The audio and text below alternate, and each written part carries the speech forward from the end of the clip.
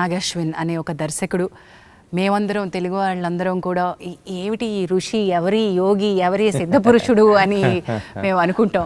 మొన్న మా తోటినట్టుడు బ్రహ్మాజీ గారు, బాబు నీ అరిగిపోయిన చెప్పులు పంపిస్తే కళ్ళకద్దుకుని ముద్దు పెట్టుకుంటాను అన్నారు. నిజంగా అండి, ప్రతి తెలుగు ప్రేక్షకుడి హృదయం అలాగే అనిపిస్తుంది. సో ఇప్పుడు మీ ఇంటి అబ్బాయి అయిపోయాడు కాబట్టి నేను కూడా చూస్తానమ్మా.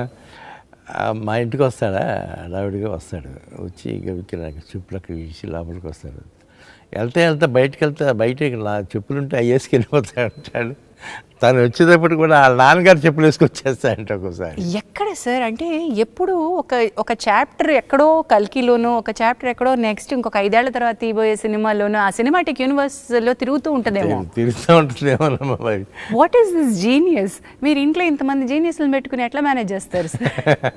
మీ బలం ఏంటి? మీరు నా జీనియస్ అనేది నా రోజుల్లోనే అయిపోయి ఉంటుందేమో. ఇప్పుడు వీళ్ళందరూ జీనియస్లు చూస్తా ఆనందంగా గడుపుతున్నాను అనుకుంటారమ్మా. But I think credit Vinay గారికి ఇద్దాం. ఇంతమంది జీనియస్లు ఒక ఇంట పెట్టాలి అంటే అవునమ్మా, మీ జీవిత భాగస్వామికి కూడా ఇవ్వాల్సిందే కదా. ఇవ్వాలి కదా. మరి వినయ్ దత్ గారు కూడా మీరు రాజకీయాల్లోకి వెళ్తే ఆవిడ అంతే సామర్థ్యంతో అక్కడికి వచ్చి క్యాంపెయినింగ్ చేయడము, సినిమా నిర్మాణంలో ఉంటే మరి మీకు సపోర్ట్గా ఉండడం. అవునమ్మా, చాలా చాలా. మా వినయ్ మాత్రం ప్రతిదానికి సగం కారణం తనేనమ్మా. నా సక్సెస్లో కానీ ఫెయిల్యూర్స్లో కానీ. నేను ఫెయిల్యూర్స్లో ఉన్నానండి అన్నప్పుడు, ఏంటండి ఒక సినిమా పోతే ఇలా అయిపోతారు, పదండి ఇంకోటి సినిమా తీయండి తొందరగా వెళ్ళండి అనేది. అలా గ్రేట్ లేడీ. అంతే కదండి మరి. సో సినిమా ఒక ప్రస్థానం అయితే దత్ గారు, మీరు ఏ రోజు కూడా అనుకున్నది మాట్లాడడానికి, ఎప్పుడు సినిమా ఇండస్ట్రీలో సభల్లో మాట్లాడి ఇంటర్వ్యూల్లో గట్టిగా మాట్లాడేటువంటి మేము ఇంతవరకు తీరు వినలేదు మీ దగ్గర నుంచి. కానీ రాజకీయాల్లో, అటు ప్రత్యక్ష రాజకీయాల్లో పోటీ చేసిన, ఈ మధ్య రాజకీయాలకి పరోక్షంగా సపోర్ట్ చేసిన, బలంగా మీ వాదనని వినిపించారు. ఈ స్ట్రెంగ్త్ ఎక్కడి నుంచి వచ్చింది? ఇంత పెద్ద సినిమా ప్రాజెక్ట్ని పెట్టుకుని మనకి రిలీజ్ రాబోతుంటే చాలామంది వ్యాపారం ఉన్నవాళ్ళు కొంచెం జాగ్రత్తగా మాట్లాడదాం అనుకుంటారేమో. కానీ ఉన్న నిజాన్ని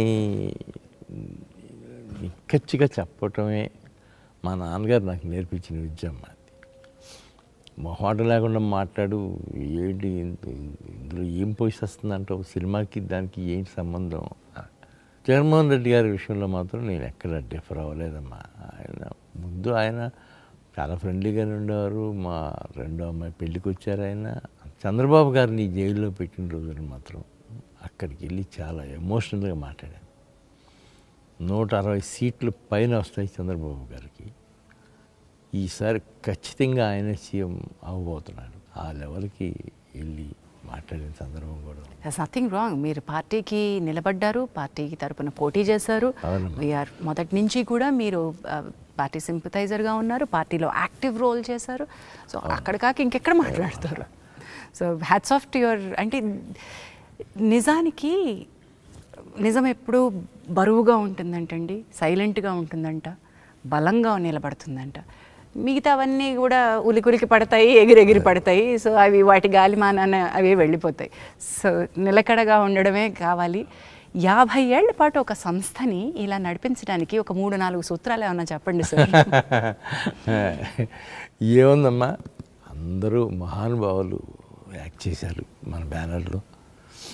నేను వెళ్ళి సినిమా చేయమని అడిగితే వెంటనే చేసేసారు, ఇంక్లూడింగ్ పవన్ కళ్యాణ్ గారు కూడా. నేను బాలు కోసం వెళ్ళి ఇట్లా ముందు ఇంద్ర సినిమా చూశారు ఆయన. ఏమండి ఈ స్టేజ్లో మీరు అన్నయ్యతో ఇంద్ర తీశారు, మనసు అనేది ఎంత పులకించిందో అన్నయ్యకి నాకు కూడా.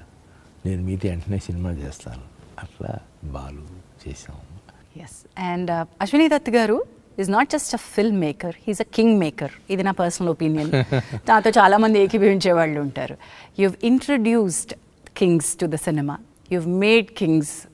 వాళ్ళు స్టాల్వార్డ్స్, వాళ్ళ రంగాల్లో వాళ్ళు స్టాల్వార్డ్స్గా నిలబడ్డారు. But you for me are a king maker sir. చాలామందిని మీరు ఇంట్రడ్యూస్ చేశారు, చాలామంది పాత్వే పేవ్ చేశారు. నేను ఏదో చేశానని నేను ఎప్పుడు ఏం ఫీల్ అవనమ్మా.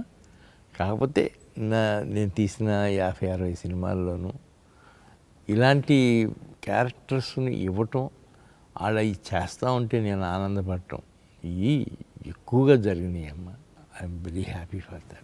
ఎస్, మీ అంటే పిల్లలు నెక్స్ట్ జనరేషన్ రావడం ఒక ఎత్తు అయితే, ఇప్పుడు చిరంజీవి గారు, కృష్ణ గారు మీ బ్యానర్లో వర్క్ చేసినట్టయితే వాళ్ళ పిల్లల్ని కూడా మీ బ్యానర్ నుంచి ఇంట్రడ్యూస్ చేయాలనుకోవడం, అది వాళ్ళు కూడా మిమ్మల్ని నమ్మి ఇచ్చినటువంటి బాధ్యతే కదండి. ఇచ్చిన బాధ్యతేనమ్మా. ఫస్ట్ కృష్ణ గారమ్మ, నెక్స్ట్ చిరంజీవి గారు, అందరూ అరవింద్ గారు, తారక రత్న, 1 నెంబర్ కుర్రారు కానీ తారక్ స్టూడెంట్ నెంబర్ 1 అన్నీ అట్లా వచ్చినాయనమ్మా. ఆ సీజన్లో నేను కూడా రాఘవేంద్రరావు పక్కన ఉండేవారు కాబట్టి కొన్ని సినిమాలు ఆయనతో పాటు పార్ట్నర్షిప్లో తీసాం కదమ్మా.